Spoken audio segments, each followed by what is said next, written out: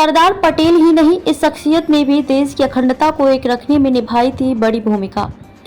देश 565 टुकड़ों में बढ़ चुका होता अगर सरदार पटेल नहीं होते, लेकिन इस समर्थन और सहयोग में एक शख्स का नाम और शामिल है जिनकी जरूरत, योगदान और सहयोग को दरकिनार नहीं किया जा सकता।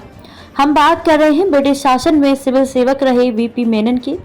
जब भी देश की अखंडता और एकता की बात होगी तब सरदार पटेल के साथ एक नाम खुद ब खुद जुड़ना चाहिए, वीपी मेनन। वप्पला पांगुनी मेनन का जन्म केरल के पलक्कड़ जिले में साल 1893 की तारीख 30 सितंबर को हुआ। एक शख्सियत जो यूं तो सरकारी दरवाजे पर एक मामूली क्लर्क तक सीमित था, लेकिन बुद्धि इतनी तीक्ष्ण थी कि उनके द्वारा सुझाई गई रणनीतियां हमेशा अव्वल दर्जे की होती।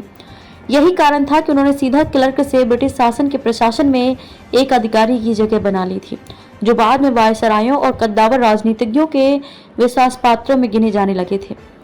पिता पेशे से एक स्कूल के हेडमास्टर थे और 12 भाई बहनों में सबसे बड़े थे। कोयला खदानों में भी किया काम।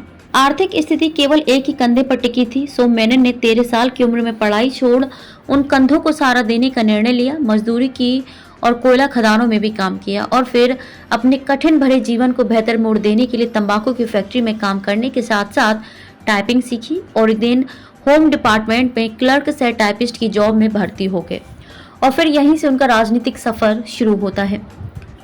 रजवाड़ों को मिलाने में भूमिका। जब देश आजाद हुआ तो देश के भीतर मौजूद 565 रियासतें भी आजाद हुई। ब्रिटिशर्स ने उन्हें ये आज़ादी दी हुई थी कि वे या तो भारत और पाकिस्तान में शामिल हो जाएं या खुद स्वतंत्र रह लें, फैसला उनके ऊपर था। लिहाजा अधिकतर रियासतों ने अकेले और स्वतंत्र रहने का निर्णय लिया।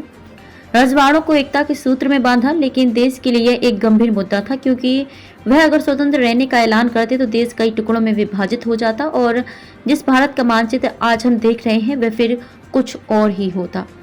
महात्मा गांधी सरदार पटेल पर बहुत विश्वास करते थे और उन्हें पूरा भरोसा था कि यही वह शख्सियत है जो बिखरे रजवाड़ों को एकता के सूत्र में बांध सकता है।